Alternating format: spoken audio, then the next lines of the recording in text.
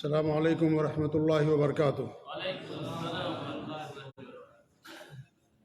ان الحمد للہ نحمده ونستعینه ونستغفره ونعوذ باللہ من شرور انفسنا ومن سیئات اعمالنا من يهده الله فلا مضل له ومن يضلل فلا هادي له واشهد ان لا اله الا الله وحده لا شريك له واشهد ان محمدا عبده ورسوله يا ايها الذين امنوا اتقوا الله حق تقاته ولا تموتن الا وانتم مسلمون يا ايها الناس اتقوا ربكم الذي خلقكم من نفس واحده وخلق منها زوجها وبث منهما رجالا كثيرا ونساء واتقوا الله الذي تساءلون به والارحام ان الله كان عليكم رقيبا يا ايها الذين امنوا اتقوا الله وقولوا قولا سديدا يصلح لكم اعمالكم ويغفر لكم ذنوبكم ومن يطع الله ورسوله فقد فاز فوزا عظيما اما بعد فان خير الحديث كتاب الله وخير الهدي هدي محمد صلى الله عليه وسلم وشر الأمور محدثاتها وكل محدثة بدعة وكل بدعة ضلالة وكل ضلالة في النار فأعوذ بالله السميع العليم من الشيطان الرجيم من همزه ونفخه ونفثه بسم الله الرحمن الرحيم وما خلقت الجن والإنس إلا ليعبدون وقال أيضا يا أيها الناس اعبدوا ربكم الذي خلقكم والذين من قبلكم لعلكم تتقون وقال رسول الله صلى الله عليه وآله وسلم قال الله تعالى يا ابن آدم لو أتيتني بقراب الأرض خطايا ثم لقيتني لا تشرك بي شيئا لأتيتك بقرابها مغفرة رواه الإمام الترمذي وحسنه والإمام الباني۔ معزز علماء کرام اور معزز سامعین، آج راست نورہ کے اس اجلاس عام میں جس موضوع پر میں کچھ کہنے کے لیے آپ لوگوں کے سامنے حاضر ہوا ہوں وہ موضوع ہے توحید کی اہمیت و فضیلت۔ وقت زیادہ نہیں ہے، اس لیے اختصار کے ساتھ اس کی فضیلت و اہمیت آپ لوگوں کے سامنے ہم بیان کرنے کی کوشش کریں گے، لیکن اس کی فضیلت اور اہمیت جاننے سے پہلے ہمارے لیے جاننا یہ ضروری ہے کہ توحید کسے کہا جاتا ہے۔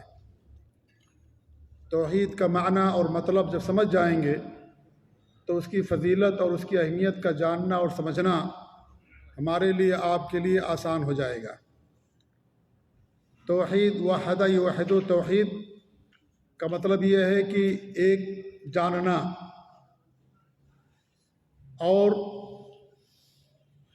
اس کی جو تعریف ہے، جو اس کا معنی اور مطلب ہے توحید کا، وہ یہ ہے کہ اللہ رب العالمین کو اس کی ربوبیت میں، اس کی الوہیت میں اور اس کے اسماء و صفات میں ایک ماننا توحید کہلاتا ہے۔ اللہ تعالیٰ کو اس کی ربوبیت میں، یعنی اللہ تعالیٰ ہی پوری دنیا کا رب ہے، وہی سب کا خالق ہے، وہی سب کا مالک ہے، وہی دنیا کا نظام چلانے والا، وہی مارنے اور جلانے والا۔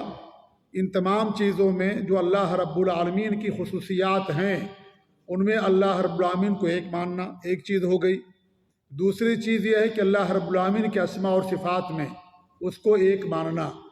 اللہ کے بے شمار نام ہیں، ان تمام ناموں میں اللہ رب العالمین کے ساتھ کسی کو شریک نہ کرنا، اور وہ تمام صفات جو بے شمار ہیں ان تمام صفات کو خالص اللہ رب العالمین کے لیے ماننا، ان صفات میں کسی کو اللہ تعالیٰ کے برابر نہ سمجھنا، نہ کسی کو اللہ کے ساتھ شریک کرنا، یہ توحید کہلاتا ہے اسماء اور صفات کے اندر۔ تیسری چیز کیا ہے کہ اللہ تعالیٰ کی الوہیت میں، الوہیت ان اللہ رب العالمین کی عبادت میں، کہ اللہ رب العالمین نے ہمارے اوپر جو عبادات فرض کی ہیں ان تمام عبادات کو خالص اللہ رب العالمین کے لیے کرنا۔ ان میں سے کسی بھی عبادت کو اگر آپ غیر اللہ کے لیے کرتے ہیں، اللہ کے علاوہ کسی اور کے لیے کرتے ہیں، چاہے وہ نبی ہوں، رسول ہوں، فرشتے ہوں، اللہ کے علاوہ کوئی بھی ذات ہو، کتنا ہی ان کا اونچا مقام مرتبہ کیوں نہ ہو، وہ اللہ رب العالمین کے ساتھ شرک کہلاتا ہے۔ یہ توحید کے اپوزٹ اور توحید کی ضد ہے شرک۔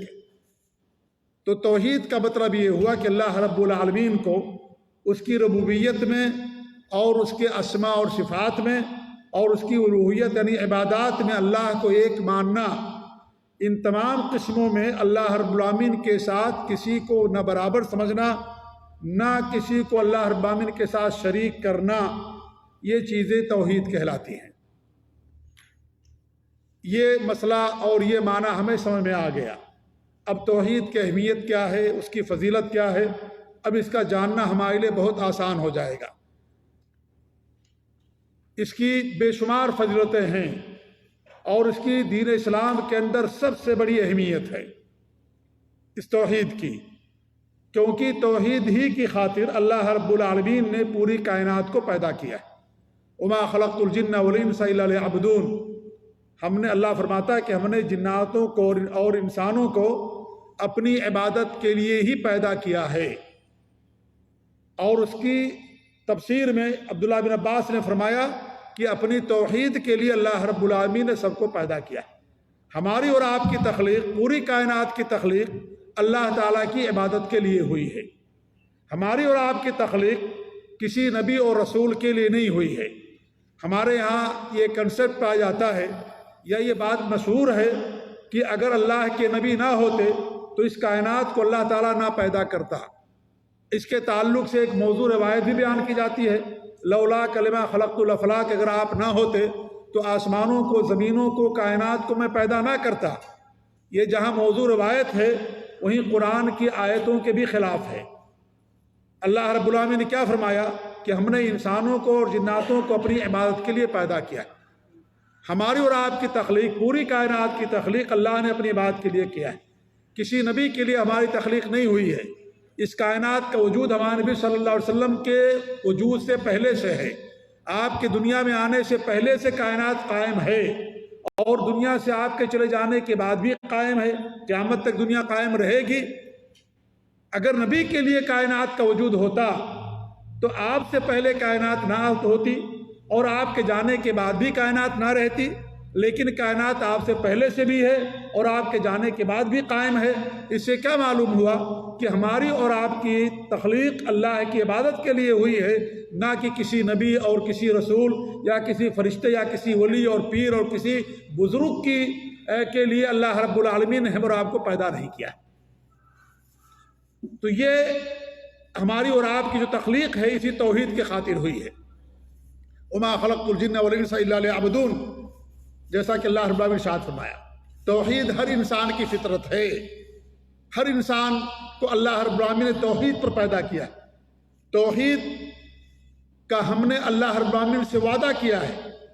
اللہ رب العالمین نے عہد الست میں جب روحوں کی دنیا تھی، اللہ نے حضرت آدم کو پیدا کیا۔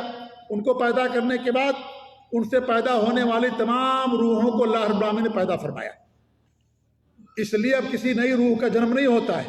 جو بھی انسان دنیا کے اندر پیدا ہوتا ہے وہ فرشتہ اسی روح کو لا کر کے ماں کے پیٹ میں پھونک مارتا ہے جو روح اللہ رب العالمین نے حضرت آدم کو پیدا کرنے کے بعد پیدا کی تھی۔ کسی نئی روح کا جنم نہیں ہوتا ہے، وہی روح لے کر کے فرشتہ آتا ہے، ماں کے پیٹ کے اندر اس کو پھونکتا ہے، رحم مادر کے اندر۔ لہذا جب اللہ نے روحوں کو پیدا کیا تو پیدا کرنے کے بعد تمام روحوں سے اللہ رب العالمین نے عہد لیا، الست بربکم قالوا بلی۔ اللہ نے سے پوچھا کیا میں تم سب کا رب نہیں ہوں؟ ہم سب نے کہا، ہماری روحوں نے باقاعدہ گواہی دی ہے، شہادت دی، اقرار کیا ہے، اللہ تعالیٰ سے عہد اور میثاق کیا ہے کہ اللہ تعالیٰ تو ہی ہمارا رب ہے۔ ہم سب نے اللہ رب العالمین سے اقرار کیا۔ فطرت اللہ التی فطر الناس علیہا، اسی فطرت پر، توحید کی فطرت پر اللہ رب العالمین نے سب کو پیدا کیا ہے۔ اور ہمارے نبی صلی اللہ علیہ وسلم کی حدیث ہے کہ کل مولود یولد الفطرہ، ہر بچہ کس پر پیدا ہوتا ہے؟ فطرت پر پیدا ہوتا ہے۔ اب اس کے ماں باپ اسے یہودی بنا دیتے ہیں، نصرانی بنا دیتے ہیں یا مجوسی بنا دیتے ہیں۔ یہ ہمارے بھی نہیں فرمایا کہ اس کے ماں باپ اس کو مسلمان بنا دیتے۔ کیوں؟ اس لیے کہ بچہ توحید پر پیدا ہوتا ہے، مسلمان بن کر کے پیدا ہوتا ہے، اللہ رب العالمین کی عبادت کا اور اس کی توحید کا اقرار کرنے والا بن کر کے پیدا ہوتا ہے۔ اس لیے ہمارے بھی نہیں فرمایا کہ اس کے ماں باپ اس کو مسلمان بنا دیتے ہیں، توحید پر پیدا ہوتا ہے۔ یہ ہمارے نبی کی حدیث۔ لہذا یہ توحید فطرت ہے، ہر انسان کی فطرت ہے، چاہے وہ غیر مسلم ہی کیوں نہ ہو، چاہے وہ یہودی، نصرانی، کسی بھی دھرم کا ماننے والا ہو، ہر ایک کا بچہ دین اسلام پر، دین توحید پر پیدا ہوتا ہے۔ ہم سب نے اللہ رب العالمین کے سامنے اقرار کیا اور عہد کیا ہے کہ اللہ رب العالمین تو ہی ہمارا رب ہے، اور تو ہی ہمارا خالق و مالک، اور تو ہی دنیا کا نظام چلانے والا، تو ہی مارنے اور جلانے والا، کیونکہ ربوبیت کے اندر ساری چیزیں شامل ہوتی ہیں۔ اگر ہم نے رب مانا اللہ رب العالمین کو، اس کا مطلب یہ کہ ہم نے اللہ کو خالق بھی مانا، اللہ رب العالمین کو رازق بھی مانا، اللہ رب العالمین کو مارنے اور جلانے والا مانا، اللہ رب العالمین کو دنیا کا نظام چلانے والا ہم نے مانا۔ یہ ربوبیت کے اندر تمام چیزیں داخل اور شامل ہیں، تو انسان کی فطرت ہے۔ اسی طریقے سے اللہ رب العالمین نے انبیاء اور رسولوں کو دنیا کے اندر جو بھیجا، انسانوں میں سے جو بھیجا ان کو اسی توحید کے خاطر بھیجا۔ اللہ نے آسمان سے جو کتابیں اتاری، اسی توحید کے خاطر کتابیں اتاری۔ اللہ نے جنت جو بنائی، جہنم جو بنائی، اسی توحید کے خاطر اللہ رب العالمین نے بنائی۔ سارے نبیوں کا دین دین توحید تھا۔ اللہ کا ایک ہی دین ہے جو اس نے دنیا کے اندر بھیجا، دین توحید، دین اسلام۔ شریعتیں مختلف ہوتی تھی ہر زمانے اور مکان کے لحاظ سے، ان کی آسانی کے لحاظ سے اللہ رب العالمین زمانے کے لحاظ سے شریعتیں دیا کرتا تھا، لیکن دین اللہ رب العالمین کا ایک تھا اور وہ دین توحید تھا۔ وَلَقَدْ بَعَثْنَا فِي كُلِّ أُمَّةٍ رَسُولًا أَنِ اعْبُدُوا اللَّهَ وَاجْتَنِبُوا الطَّاغُوتَ۔ ہر امت میں اللہ نے رسول بھیجا یہ دعوت دینے کے لیے کہ جاؤ لوگوں کو صرف اللہ رب العالمین کی عبادت کی طرف بلاؤ اور طاغوت سے بچو۔ طاغوت کہتے اللہ کے علاوہ جس کی بھی پرستش کی جاتی ہے، جس کی بھی عبادت کی جاتی ہے، اسے طاغوت کہا جاتا ہے، یعنی غیر اللہ کی عبادت سے انہیں بچاؤ۔ یہ اللہ رب العالمین نے ہر نبی کو یہ دین دے کر کے بھیجا۔ وما ارسلنا من رسول الا نوحی الیہ انہ لا الہ الا انا فاعبدون۔ ہم نے آپ سے پہلے جتنے بھی رسول بھیجے، ہم نے سب کی طرف یہی وہی کی تھی کہ ہمارے علاوہ تمہارا کوئی معبود برحق نہیں ہے، تمہارا کوئی سچا معبود نہیں ہے، لہذا تم میری ہی عبادت کرو۔ تو تمام انبیاء کا دین دین توحید تھا۔ اسی دین کو دے کر کے اللہ رب العالمین ان کو دنیا کے اندر بھیجا، حضرت آدم سے لے کر کے اور آخری نبی جناب عربی محمد رسول اللہ صلی اللہ علیہ وسلم تک جتنے بھی نبی اور رسول آئے، سب کو یہی دین دے کر کے اللہ رب العالمین نے ان کو دنیا کے اندر بھیجا۔ ایک بندے کو سب سے پہلے جس چیز کی دعوت دی جاتی ہے توحید کی دعوت دی جاتی ہے۔ یہ بنیاد ہے دین کی، اسلام کی بنیاد ہے۔ سب سے پہلے اسے دین کی توحید کی دعوت دی جاتی ہے۔ ہمارے نبی نے حضرت معاذ بن جبل کو بھیجا اہل کتاب کی طرف، یمن کی طرف۔ سب سے پہلے انہیں کہا کہ انہیں اس بات کی دعوت دینا کہ اللہ رب العالمین کے علاوہ تمہارا کوئی معبود نہیں ہے، اللہ ہی تمہارا رب اور وہی تمہارا معبود حقیقی ہے، اللہ رب العالمین خالص تمہیں عبادت کرنا ہے، اس کے بعد میں کسی کو شریک نہیں کرنا ہے۔ تو ہر شخص کو جب دین کی دعوت دی جاتی ہے تو دین کی توحید کی دعوت دی جاتی ہے۔ حضرت نوح علیہ السلام نے 950 سال تک لوگوں کو توحید کی دعوت دیا۔ جتنے بھی انبیاء آئے دنیا کے اندر، نبی بننے سے لے کر کے وفات تک، موت تک، ان سب نے لوگوں کو توحید کی دعوت دیا۔ کبھی بھی توحید کی دعوت سے انہوں نے سر منہ انحراف نہیں کیا، ہمیشہ لوگوں کو توحید کی دعوت دیا۔ کیوں؟ کیونکہ توحید یہ بنیاد ہے، یہ اساس ہے۔ یہ جیسے کسی عمارت کی جو پلرز ہوتے ہیں اساس اور بنیاد ہوتے ہیں، اور ان کے بغیر کسی چھت یا عمارت کا وجود ناممکن ہوتا ہے، ایسے اسلام کی جو سب سے بڑی عمارت ہے وہ توحید ہے، خالص اللہ رب العالمین کے بعد اس پر ایمان خالص۔ لہذا ہر نبی نے توحید کی دعوت دی اور اسی کی طرف سب کو پہلے دعوت دیا جائے گا۔ حتیٰ کہ اگر کوئی اسلام کا دعوے دار ہے لیکن اس کے اسلام کے اندر توحید کی جو اپوزٹ چیز پائی جاتی ہے، شرک پایا جاتا ہے، اسے بھی توحید کی دعوت دی جائے گی۔ اور جو مسلمان ہیں، موحدین ہیں، انہیں بھی توحید کی اہمیت و فضیلت ہمیشہ بتائی جاتی رہے گی۔ کیوں؟ اس لیے کہ کہیں ایسا نہ ہو کہ وہ توحید سے کبھی برگشتہ ہو جائیں، توحید کو چھوڑ دے۔ اسی لیے حضرت ابراہیم علیہ السلام نے دعا کی تھی، اللہ رب العالمین تو ہمیں اور ہماری اولاد کو، ہمارے بچوں کو بت پرستی سے بچا، شرک کرنے سے بچا۔ انہوں نے دعا کی تھی، ہمارے بھی دعا کیا کرتے تھے۔ اس لیے موحد کو بھی توحید کی ضرورت ہے، ہر بندے کو توحید کی ضرورت ہے، ہر شخص کو توحید کی ضرورت ہے۔ لہذا سب سے پہلے جس چیز کی دعوت دی جائے گی، انسان کو توحید کی دعوت دی جائے گی اور اسے توحید کے بارے میں بتایا جائے گا۔ اسی کی بنیاد پر انسان کی دو قسم بنتی ہے، ایک مومن اور ایک کافر۔ جو ایمان لاتا ہے، جس کے ہاں توحید خالص ہے، خالص اللہ رب العالمین کی بات کرتا ہے، وہ مومن ہے۔ اور جو اللہ رب العالمین خالص سے بات نہیں کرتا، اللہ رب العالمین کے ساتھ شرک کرتا ہے، اللہ رب العالمین کی باتوں میں شرک کرتا ہے، وہ انسان کافر اور مشرک کہلاتا ہے۔ اسی توحید کی بنا پر انسانوں کی دو قسمیں ہوتی ہیں، ایک مومن کی اور ایک کافر کی، اس سے توحید کی اہمیت کا اندازہ ہوتا ہے۔ اور اسلام کے اندر جو جہاد مشروع قرار دیا گیا، چاہے وہ جہاد تلوار کے ذریعے سے ہو، چاہے وہ جہاد علم کے ذریعے سے ہو، چاہے وہ جہاد کی کوئی بھی شکل ہو، اس جہاد کو جو مشروع قرار دیا گیا وہ توحید کی خاطر، تاکہ دنیا کے اندر توحید عام ہو، توحید کی نشر و اشاعت ہو۔ اسی لیے جہاد جیسے مقدس اہم عبادت کو دین اسلام کے اندر مشروع قرار دیا گیا۔ جہاد صرف لڑنے اور قتال کرنے کا نام نہیں ہے، یہ بھی جہاد کی ایک قسم ہے۔ اس کے علاوہ بھی جہاد کی بہت ساری قسمیں ہیں۔ انسان شیطان سے جہاد کرتا ہے، منافقین سے جہاد کرتا ہے، انسان اپنے ماں باپ کی خدمت کرتا ہے، انسان علم کے ذریعے سے، قلم کے ذریعے سے جہاد کرتا ہے، دعوت تبلیغ کا فریضہ انجام دیتا ہے، لوگوں کو دین کی، توحید کی، سنت کی طرف دعوت دیتا ہے، شرک اور بدعات اور خرافات اور رسم و رواج سے لوگوں کو بچاتا ہے۔ یہ بھی ایک جہاد ہے۔ آج اسی جہاد کی زیادہ ضرورت ہے کہ انسان علم کے ذریعے سے لوگوں کے درمیان توحید اور سنت کی قندیلوں کو اور توحید اور سنت کی شاہراہ کو عام کرے اور لوگوں کو اس کی طرف بلائے۔ یہ سب سے زیادہ اس بات کی ضرورت ہے، خاص طور سے آج کے دور میں۔ تو توحید کی خاطر یہ ساری چیزیں ہوئیں، اور توحید ہی کی بنیاد پر انسان امت مسلمہ کے لیے دنیا کے اندر غلبہ چاہیے، دنیا کے اندر اگر سربلندی چاہیے، وہ مشروط ہے توحید کے ساتھ، کہ انسان خالص اللہ رب العالمین کی بات کرے اور اللہ رب العالمین کے ساتھ کچھ بھی شرک نہ کرے۔ وعد اللہ الذین آمنوا منکم وعملوا الصالحات، اللہ فرماتا ہے کہ اللہ رب العالمین تم سے بھی اور جنہوں نے جو تم میں سے جو ایمان لائے اور نیک اعمال کیے، اللہ نے ان سے کیا وعدہ کیا ہے؟ لَيَسْتَخْلِفَنَّهُمْ فِي الْأَرْضِ، کہ اللہ تعالیٰ انہیں زمین کے اندر خلافت عطا فرمائے گا، زمین کے اندر ان کو سربلندی عطا فرمائے گا۔ كَمَا اسْتَخْلَفَ الَّذِينَ مِنْ قَبْلِهِمْ، جیسا کہ ان سے پہلے لوگوں کو اللہ رب العالمین نے دنیا کے اندر خلافت اور سربلندی عطا فرمائی۔ وَلَيُمَكِّنَنَّ لَهُمْ دِينَهُمْ، اور اللہ رب العالمین کے دین کو غالب کرے گا، دنیا کے اندر مضبوطی اور سربلندی عطا فرمائے گا۔ الَّذِي ارْتَضَىٰ لَهُمُ الدِّينَ، جس سے اللہ رب العالمین نے اللہ ان سے راضی ہو گیا ہے۔ وَلَيُبَدِّلَنَّهُم مِّن بَعْدِ خَوْفِهِمْ أَمْنًا، اور خوف کے بعد ان کے لیے اللہ رب العالمین امن و امان دے دے گا، یعنی خوف کو امن و امان میں اللہ رب العالمین تبدیل کر دے گا۔ جو خوف ہے، دنیا کے اندر دہشت ہے، وہ ساری چیزیں ختم ہو جائیں گی توحید کے خاطر۔ یعبدوننی لا یشرکون بی شیئا، وہ صرف میری عبادت کریں اور میرے ساتھ کچھ بھی شرک نہ کریں۔ یہ اللہ رب العالمین نے شرط رکھا ہے کہ اگر دنیا کے اندر تمکنت چاہیے، غلبہ چاہیے، سربلندی چاہیے، دنیا کے اندر امن و امان چاہیے، تو ایسی صورت میں خالص اللہ کی بات کرنا، اللہ رب العالمین کے ساتھ کچھ بھی شرک نہ کرنا، اس بنیاد پر اللہ رب العالمین ان کو خلافت اور دنیا کے اندر سربلندی عطا کرے گا۔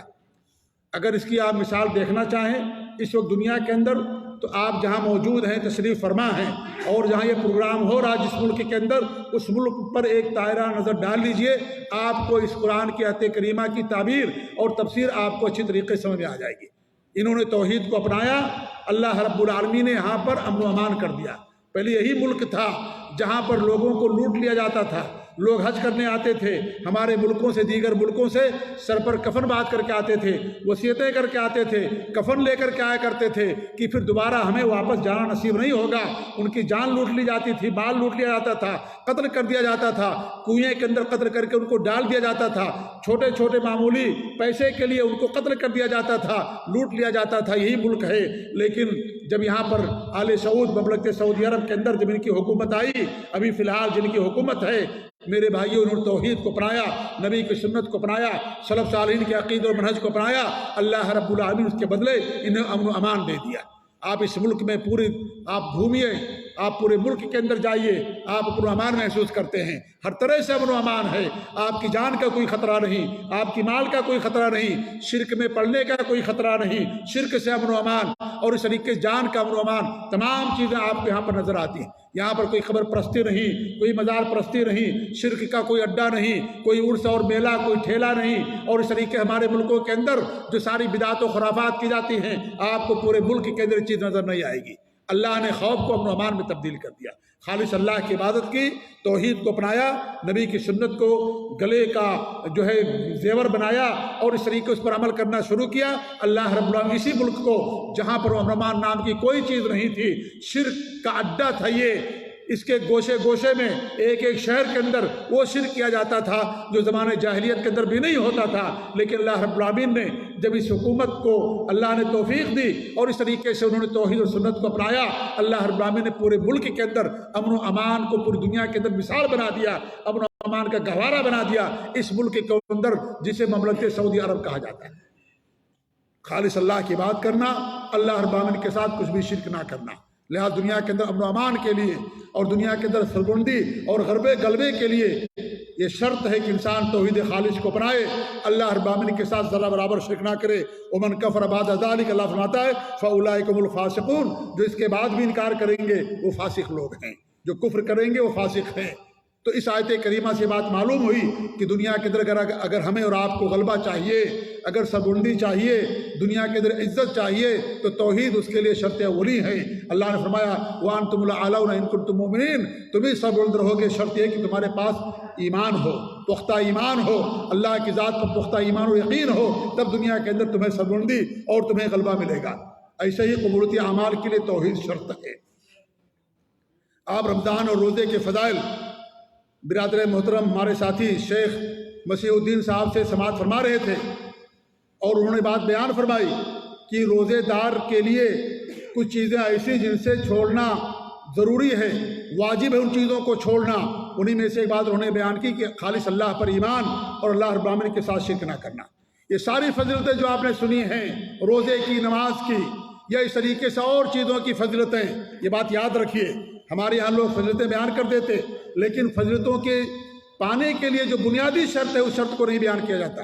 یہ بیان کر دیا جائے گا کہ آپ روزہ رکھو گے اللہ آپ کے گناہوں کو معاف کر دے گا، روزہ رکھو گے آپ کے لیے سفارش کرے گا، روزہ رکھو گے قرآن پڑھو گے قرآن سفارش کرے گا، روزہ رکھو گے ریان کے دروازے سے آپ کو بلایا جائے گا اور ریان کے اور دروازے میں داخل ہو کے اس کے ذریعے جنت کے اندر۔ یہ بتایا جاتا ہے کہ روزہ جیسا کوئی عمل نہیں ہے، یہ بتایا جاتا ہے کہ روزہ جنت میں جانے کا داخلہ ذریعہ اور سبب ہے، لیکن جو بنیادی شرط ہے ان تمام چیزوں کے پانے کے لیے وہ یہ ہے کہ توحید خالص اور شرک نہ کرنا، وہ چیز ہمارے ملکوں کے اندر نہیں بتائی جاتی ہے۔ آپ کتنا بھی روزہ رکھیے، آپ کتنی بھی نمازیں پڑھیے، آپ کے پیشانی پر سجدے کے نشانات ہوں، آپ کی داڑھی کتنی لمبی کو نہ ہو، آپ چاہے ہر سال حج کرتے ہوں، چاہے کتنی بھی نیکیاں کرتے ہوں، کتنے بھی صدقات و خیرات کرتے ہو، یاد رکھ لیجئے یہ ساری نیکیاں برباد ہو جائیں گی اگر آپ کے پاس یہ توحید نہیں ہے۔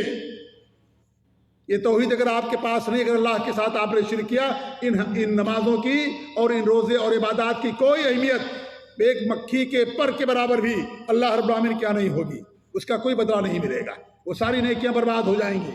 ہر نیکی کی قبولیت کا دار و مدار اسی توحید پر ہے، توحید خالص پر۔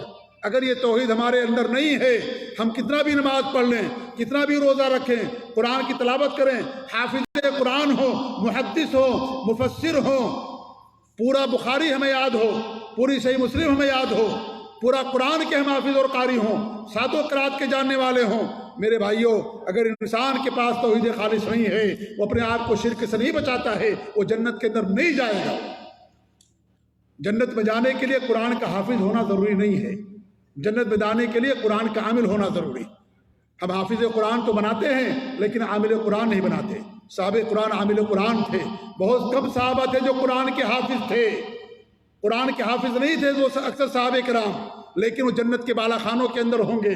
عامل قرآن بنیے، حافظ قرآن بھی ضروری ہے، یہ بھی اہمیت رکھتا ہے، لیکن اس سے زیادہ اہمیت میرے بھائیوں یہ ہے کہ انسان عامل قرآن ہو، قرآن پر عمل کرنے والا۔ آج کتنے لوگ ہیں قرآن سینے محفوظ ہے، ساتوں قرات کے ماہر ہیں، قرآن کی تفسیریں کرتے ہیں، علم بھی ان کے پاس ہے، لیکن میرے بھائیوں ان کی زندگی میں آپ دیکھیں گے شرک پایا جاتا ہے۔ شرک کرتے ہیں اللہ رب العالمین کے ساتھ، غیر اللہ کی بات کرتے ہیں، غیر اللہ کو واسطہ لیتے ہیں، غیر اللہ کی نذر و نیاز پیش کرتے ہیں، قبروں پر جا کر کے سجدے کرتے ہیں، مزاروں پر جا کے چادریں چڑھاتے ہیں، شرک کرتے ہیں، شرک کا جیسی خطرناک چیزوں کا ارتکاب کرتے ہیں۔ یہ قرآن ان کے لیے سفارش نہیں کرے گا، یہ روزہ سفارش نہیں کرے گا ان کے لیے، یہ روزہ سب سے بڑی نیکی ان کے لیے نہیں بنے گی، روزہ ان کے لیے جنت میں داخلے کا ذریعہ نہیں ہوگا، کیونکہ جو بنیاد ہے جنت میں جانے کے لیے توحید ہوئی ان کے پاس نہیں ہے۔ یہ ساری چیزیں برباد ہو جائیں گی، ساری چیزیں برباد ہو جائیں گی، ان کی کوئی اس کا فائدہ نہیں ہوگا ان کے لیے۔ اس لیے تمام عبادات کی قبولیت کا دار و مدار اسی توحید کے اوپر ہے۔ یہ توحید ہمارے پاس ہوگی، اپنے آپ کو شرک سے محفوظ رکھیں گے تب فائدہ ہوگا، ورنہ کوئی فائدہ نہیں ہوگا۔ ہمارے لوگ کہتے ہیں آپ فرض نماز کے بعد سورہ آیت الکرسی کی تلاوت کیجئے، اللہ کے رسول کی حدیث ہے، جو فرض نماز کے بعد آیت الکرسی کی تلاوت کرتا ہے اس کے لیے جنت میں جانے سے کیا رکاوٹ ہے؟ صرف موت رکاوٹ بنی ہوئی ہے۔ جس دن مر گیا سیدھے جنت کے اندر چلا جائے گا۔ کیا ہر آدمی جو نماز کے بعد آیت الکرسی پڑھنے والا جنت کے اندر جائے گا؟ نہیں جائے گا ہر آدمی پڑھنے والا۔ وہ آدمی جائے گا جو توحید کو پر ہوگا۔ آیت الکرسی جس طرف دعوت دیتی ہے، آیت الکرسی کا جو معنی ہے، مفہوم ہے، اس پر عمل کرنے والا ہوگا، خالص اللہ رب العالمین کی بات کرنے والا ہوگا، اللہ تعالیٰ کے ساتھ شرک کرنے والا نہیں ہوگا، اللہ کے اسم و صفات کے اندر شرک نہیں کرنے والا ہوگا، وہ آدمی جنت کے اندر جائے گا۔ ورنہ پورا قرآن بھی کوئی پڑھتا رہے، روزانہ ختم کرتا رہے پورا قرآن، لیکن وہ شرک کرتا جنت کے اندر انسان نہیں جائے گا۔ یہ بات بٹھا لیجئے اپنے دماغوں کے اندر، گرہ باندھ لیجئے اس بات کو۔ دھوکہ نہ کھائیے داڑھیوں سے ہمارے ملک کے لوگوں سے، ان کے سر پر سجدوں کے نشانات، دھوکہ نہ کھائیے کہ بہت متقی ہیں، بہت پرہیزگار ہیں، بہت نمازی ہیں، ایک ایک دن کے اندر، ایک ایک رات کے اندر ایک ایک پاؤں پہ قرآن پڑھ کر کے ختم کر دیتے ہیں ایک مجلس کے اندر، اتنی ساری مسجدیں بناتے ہیں، اتنے سارے مدرسے بناتے ہیں، اتنے سارے خیرات کا کام کرتے ہیں، اتنا سارا جو ہے غیر مسلموں غریبوں اور فقیروں کے اندر خیرات اور صدقات کا کام کرتے ہیں۔ وہ سب بھول جائیے، دنیا کے اندر فائدہ ہو جائے گا، دنیا کے اندر لوگ تعریف کر دیں گے، لیکن آخرت کے اندر اس کا کوئی فائدہ نہیں ہوگا، کیونکہ جو شرط ہے بنیادی جب وہی نہیں رہے گی اس کے لیے کچھ فائدہ نہیں ہوگا۔ یہ شرط ہے توحید خالص، تمام اعمال کی قبولیت کے لیے بنیادی شرط ہے، اسے دھوکہ نہ کھائیے۔ وہ متقی نہیں ہو سکتا جو اللہ تعالیٰ کے ساتھ شرک کرنے والا ہوگا، وہ متقی پرہیزگار نہیں ہو سکتا۔ سب سے بڑی پرہیزگاری توحید ہے، سب سے بڑی پرہیزگاری، سب سے بڑا معروف، سب سے بڑی نیکی، سب سے بڑا خیر جو ہے وہ توحید ہے، اس سے بڑا کوئی اور خیر دنیا کے اندر نہیں ہے۔ تمام خیر کی قبولیت کا دار و مدار اسی خیر کے اوپر ہے جو توحید خالص ہے۔ لہذا یہ سب سے بنیادی شرط ہے میرے بھائیوں، ہر عمل کی قبولیت کا دار و مدار اسی کے اوپر ہے۔ تمام عبادات کی بنیاد ہے توحید، اس کے بغیر کوئی عمل اللہ رب العالمین قبول نہیں کرے گا، چاہے انسان کتنا ہی عبادت کرنے والا کیوں نہ ہو۔ اس لیے میرے بھائی بہت عظیم چیز ہے یہ توحید، بہت اہم بنیادی چیز ہے جس کا جاننا اور جس پر عمل کرنا ہمارے لیے بے حد ضروری ہے۔ تو جنت میں جانے کے لیے، عمل کی قبولیت کے لیے یہی شرط ہے کہ انسان موحد ہو۔ اگر موحد نہیں ہے، اللہ تعالیٰ کے ساتھ شرک کرتا ہے اور اس طریقے سے اللہ کے جو خصوصیات ہیں ان خصوصیات میں سے کسی بھی خصوصیت کو اللہ کے علاوہ کسی اور کے لیے مانتا ہے، اللہ کے علاوہ کسی اور کو عالم الغیب مانتا کہ وہ فلاں ہمارے پیر صاحب بھی عالم الغیب ہیں، فلاں مرشد صاحب بھی عالم الغیب ہیں، فلاں صاحب بھی ایسا کرتے ہیں، اگر کوئی ایسا عقیدہ رکھتا ہے تو اس کے سارے اعمال تباہ و برباد ہو جاتے ہیں۔ آپ اگر شرک کے علاوہ کوئی دوسری برائی کرتے ہیں، کوئی دوسرا گناہ کرتے ہیں، مثال کے طور پر آپ جھوٹ بولتے ہیں یا رشوت لیتے ہیں یا سود کھاتے ہیں یا اس طریقے سے اور کوئی جرم کرتے ہیں، میرے بھائیوں اس کی سزا آپ کو اللہ تعالیٰ چاہے تو معاف کر دے، چاہے تو اللہ رب العالمین اس کی سزا دے، لیکن آپ کی دیگر نیکیاں برباد نہیں ہوں گی، آپ کے دیگر عبادات محفوظ رہیں گے۔ لیکن انسان اگر ایک شرک کرتا ہے اللہ تعالیٰ کے ساتھ، ذرہ برابر بھی اگر شرک کرتا ہے تو اللہ رب العالمین اس کے سارے اعمال کو برباد کر دیتا ہے۔ یاد رکھیے اس بات کو، اس کی نماز روزہ سب ضائع، سب برباد، گویا کہ اس نے کیا ہی نہیں، اللہ تعالیٰ کے ہاں اس کی کوئی حیثیت نہیں ہوگی۔ اگر اس نے اللہ رب العالمین کے ساتھ شرک کیا ہے تو یہ توحید کی جو اپوزٹ ہے، اور شرک جو اپوزٹ ہے توحید کی، اس کو جب اس کی جو خطرناکی ہے، اس کی جو تباہ کاری ہے، اس کے جاننے کے بعد توحید کی اہمیت کا اندازہ انسان کو اور زیادہ ہوتا ہے۔ اس لیے ایک مسئلہ ہے کہ جو اپوزٹ چیزیں ہوتی ہیں وہ چیزوں کی اہمیت کو اجاگر کر دیتی ہیں۔ انسان فقر و فاقہ سے مالداری کی اہمیت کو جانتا ہے، انسان بیمار ہوتا ہے تب صحت کی اہمیت کو جانتا ہے۔ اس طریقے سے جب شرک کی آپ خطرناکی سمجھیں گے، شرک کی تباہ کاری کو آپ سمجھیں گے تو آپ کو توحید کی اہمیت کا اندازہ ہوگا کہ توحید کتنی اہم چیز ہے۔ اللہ رب العالمین نے شرک کے بارے میں کیا فرمایا ہے کہ اللہ تعالیٰ ہر گناہ معاف کر دے گا، لیکن اللہ رب العالمین شرک نہیں معاف کرے گا۔ یہ اللہ رب العالمین کا صاف فرمان ہے۔ اللہ رب العالمین نے مشرکین پر جنت حرام کر دیا، وَمَن يُشْرِكْ بِاللَّهِ فَقَدْ حَرَّمَ اللَّهُ عَلَيْهِ الْجَنَّةَ وَمَأْوَاهُ النَّارُ وَمَا لِلظَّالِمِينَ مِنْ أَنصَارٍ۔ جو اللہ تعالیٰ کے ساتھ شرک کرے گا اللہ رب العالمین اس پر جنت کو حرام کر دیا، اور ظالموں کا کوئی مددگار نہیں ہوگا۔ اللہ رب العالمین شرک کے علاوہ ہر گناہ کو معاف کر سکتا ہے، اور یہاں شرک سے مراد صرف شرک نہیں ہے، شرک سے مراد ہر وہ گناہ جو انسان کو جہنم کے اندر ہمیشہ رکھنے والا ہے، جیسے بڑا کفر ہے، نفاق ہے بڑا، یہ سب کے سب شرک کے اندر داخل ہے۔ یہ نہیں کہ صرف شرک نہیں، کفر ہے، نفاق، کیونکہ تینوں کا انجام ایک ہی، تینوں کا انجام دائمی جہنم ہے، تینوں کرنے والا ہمیشہ ہمیشہ جہنم کے اندر رہے گا۔ اس لیے یہ شرک کی خطرناکی اور تباہ کاری ہے یہ کہ شرک کرنے والا کبھی جنت کی خوشبو سے نہیں ملے گی، شرک کرنے والا ہمیشہ ہمیشہ جہنم کے اندر رہے گا۔ اگر آپ اس کی خطرناکی تباہ کاری کو جانیں گے کہ شرک کرنے والے سے کرنے کی وجہ سے انسان کے سارے اعمال کو تباہ و برباد کر دیا جاتا ہے، تو اسی صورت میں آپ کو اندازہ ہوگا کہ توحید کتنی اہم اور بنیادی چیز ہے۔ تو یہ توحید تمام عبادات اور اعمال کی قبولیت کا دار و مدار اسی توحید کے اوپر ہے۔ اگر توحید ہمارے پاس نہیں ہے تو ہمارے کسی بھی عمل کو اللہ تعالیٰ قبول نہیں کرے گا۔ سب سے بڑا روزے کو، ساری عبادتوں کو باطل کر دینے والا شرک ہے۔ ہم رمضان کا مہینہ چل رہا ہے، دن میں کھانے پینے سے دور رہتے، کیوں دور رہتے؟ اس لیے کہ روزہ ہمارا ٹوٹ جائے گا۔ لیکن ایک ایسی چیز جو ہمارے سارے اعمال کو توڑ دینے والی ہے، ایک ایسی چیز جو ہمارے سارے اعمال کو باطل کر دینے والی ہے، وہ اللہ تعالیٰ کے ساتھ شرک کرنا، اس سے بہت کم لوگ دوری اختیار کرتے ہیں، اس پر توجہ نہیں دیتے۔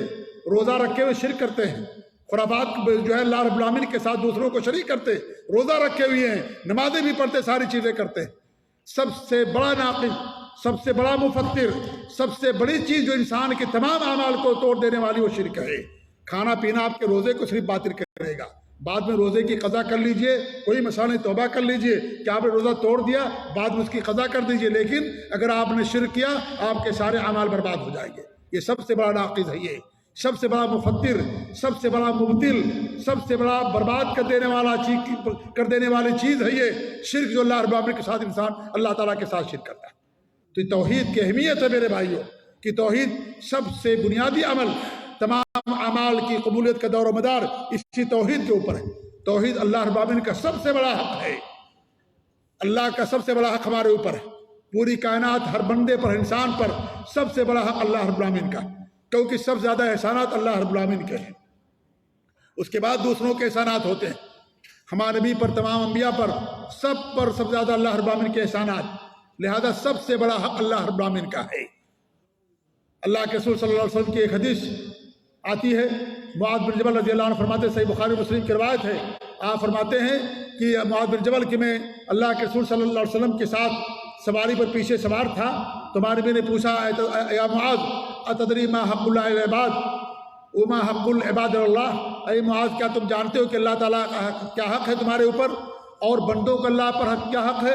تو انہوں نے کہا کہ اللہ اور اس کے رسول زیادہ جانتے ہیں۔ انہوں نے کیا فرمایا کہ اللہ اور رسول عالم، اللہ اور اس کے رسول زیادہ جانتے ہیں۔ یہ ہمارے نبی کے زمانے بات کہی جاتی تھی کہ اللہ اور اس کے رسول زیادہ جانتے ہیں، آج ہم یہ کہیں گے کہ اللہ زیادہ جانتا ہے، یہ نہیں کہا جائے گا کہ اللہ اور اس کے رسول زیادہ جانتے ہیں۔ میں نے ایک صاحب کو سنا، ان سے میں نے ایک سوال کیا اور کہا کہ اس کا کیا حکم ہے کہ اللہ اور اس کے رسول زیادہ جانتے ہیں؟ بہت سارے لوگ کہہ دیتے ہیں، یہ کہنا آج غلط ہے، ہمارے لیے کہنا جائز نہیں ہے۔ ہمارے نبی کو جو علم تھا، اللہ نے جو علم دیا وہ سارا علم امت تک پہنچا کر کے چلے گئے دنیا سے۔ آپ نے علم کا کوئی گوشہ نہیں چھپایا، علم کی کوئی چیز نہیں چھپائی۔ اللہ نے جو آپ کو دین دیا، پورا دین بغیر کمی اور زیادتی کے پوری انسانیت تک آپ نے پہنچا دیا۔ حجۃ الوداع میں آپ نے سارے لوگوں سے سوال کیا، الا هل بلغت، الا هل بلغت، اے لوگوں گواہ میں تم سے پوچھنا چاہتا ہوں کہ جو دین اللہ رب العالمین نے مجھے دیا تھا، کیا دین میں نے آپ لوگوں تک پہنچا دیا؟ سب نے کہا کہ نبی آپ نے پہنچا دیا۔ ہمارے نبی نے آسمان کی طرف اشارہ کیا، اوپر اٹھایا انگلی، کیونکہ اللہ تعالیٰ آسمانوں پر ہے، اوپر ہے، عرش پر ہے، اللہ تعالیٰ ہر جگہ نہیں ہے۔ یہ بھی بہت بڑی مصیبت ہمارے یہاں کہ ہمارے یہاں کے لوگ بڑے بڑے دارالعلوموں سے فارغ ہیں، بڑے بڑے مدرسوں سے فارغ ہیں، ان سے پوچھیے اللہ تعالیٰ کہاں ہے، کہیں کہ اللہ تعالیٰ ہر جگہ موجود ہے۔ نعوذ باللہ من ذالک، کتنا بڑا کفر کی بات ہے یہ کہ اللہ کے بارے میں عقیدہ رکھنا کہ اللہ تعالیٰ ہر جگہ موجود ہے۔ بڑے بڑے مولوی سے پوچھو گے نہیں بتا سکے گا۔ ہمارے نبی کے زمانے کی لونڈی نے جواب دیا، ہمارے نبی لونڈی سے پوچھا اللہ کہاں ہے، اس نے کہا کہ اللہ تعالیٰ کی ذات اوپر ہے، آسمانوں پر ہے، اوپر اللہ رب العالمین کی ذات۔ پھر آپ نے پوچھا میں کون ہوں، اس نے کہا آپ اللہ کے نبی ہیں۔ ہمارے نبی نے کہا آتقھا فإنھا مومنہ، اسے آزاد کر دو، مومنہ ہے وہ۔ مومن ہونے کے لیے، موحد ہونے کے لیے شرط ہے کہ انسان کا ایمان ہو کہ اللہ تعالیٰ کی ذات عرش کے اوپر ہے، یہ شرط ہے، یہ بنیادی۔ ہمارے ہاں اکثر لوگوں کا ایمان اور یہ عقیدہ ہے کہ اللہ تعالیٰ ہر جگہ موجود ہے۔ اس عقیدے کو چھوڑ دیجئے، یہ باطل عقیدہ ہے، یہ کفر کا عقیدہ ہے، یہ یہود و نصارہ کا، مشرکین کا عقیدہ ہے۔ یہ اللہ کے دین میں یہ چیز نہیں بیان کی گئی، نہ یہ نبیوں کا عقیدہ، نہ یہ صحابہ کرام کا عقیدہ، نہ ائمہ کرام کا عقیدہ۔ ہمارے یہاں کی اکثریت امام ابو حنیفہ رحمۃ اللہ علیہ کو ماننے والی ہے۔ امام حنیفہ کا عقیدہ کیا تھا؟ بیچارے جاہل، کیا معلوم ان کو، وہ تو امام حنیفہ کے عقیدے پر ہے ہی نہیں۔ ہمارے یہاں کے جو دیوبندی ہیں امام حنیفہ کے عقیدے پر وہ لوگ نہیں ہیں، ان کا عقیدہ امام حنیفہ کے علاوہ دوسرا عقیدہ ہے۔ وہ عقیدے امام حنیفہ رحمۃ اللہ علیہ کو پر امام نہیں مانتے۔ انہوں نے اپنی کتابوں کے اندر لکھا ہے، یہ امام علامہ اور خلیل احمد سہارنپوری انہوں نے باقاعدہ لکھا ہے، بڑے عالم تھے یہ، انہوں کی کتاب ہے باقاعدہ جو ہے عقائد علماء اہل سنت دیوبند، اس کے اندر باقاعدہ انہوں نے بیان کیا ہے کہ ہمارا جو ایمان کے تعلق سے وہ ابو الحسن اشعری اور ابو منصور ماتریدی کو مانتے ہیں۔ فروع میں نماز کیسے پڑھنا، طلاق کیسے دینا، روزہ کیسے رکھنا، حج کیسے کرنا، زکوٰۃ کیسے دینا، ان میں امام حنیفہ رحمۃ اللہ علیہ کو مانتے ہیں۔ عقیدے میں امام حنیفہ رحمۃ اللہ علیہ کو اپنا امام نہیں مانتے ہیں۔ ان کی کتاب کے اندر پہلے ورق پر باقاعدہ انہوں نے اپنا عقیدہ بیان کے اس کے اندر لکھا، اس پر کئی علماء کی جو ہے دستخط موجود ہے۔ پوچھے ان سے اللہ کہاں ہے، کوئی جواب نہیں دے گا، کوئی کہے گا ہمیں نہیں معلوم، کوئی کہے گا کہ اللہ تعالیٰ ہر جگہ موجود، نعوذ باللہ من ذالک۔ امام حنیفہ رحمۃ اللہ کا عقیدہ کیا تھا بتاؤں میں آپ لوگوں کو؟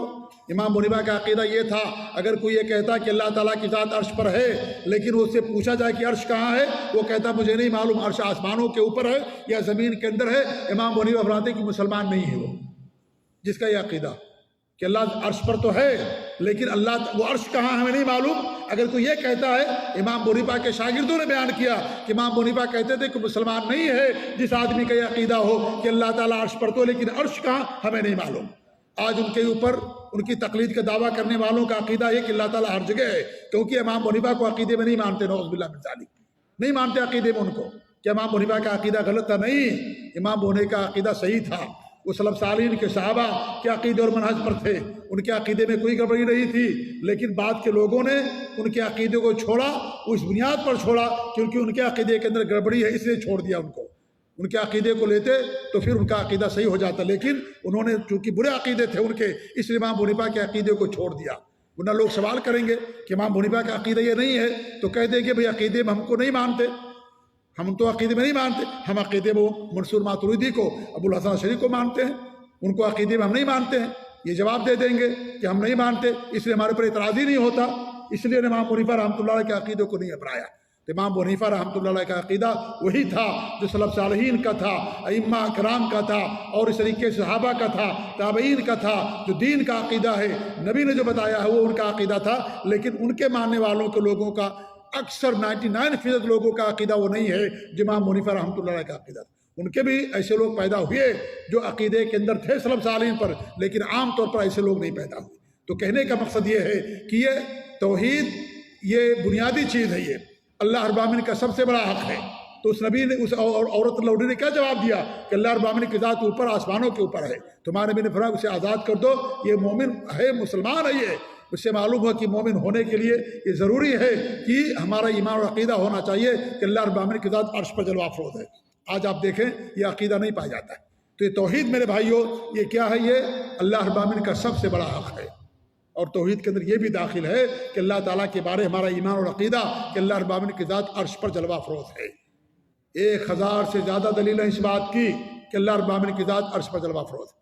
امام ابن القیم رحمۃ اللہ علیہ نے اپنے استاد شیخ الاسلام ابن تیمیہ سے بیان کیا کہ وہ کہتے تھے کہ 1000 سے زیادہ دلیلیں ہیں، قرآن سے، حدیث سے، سلف صالحین کے اقوال سے، اجماع سے، قیاس سے اور فطرت سے، انسان کی طبیعت سے، یہ تمام چیزیں ملا کر کے 1000 سے زیادہ دلیلیں ہوتی ہیں کہ اللہ رب العالمین کی ذات عرش پر جلوہ افروز ہے۔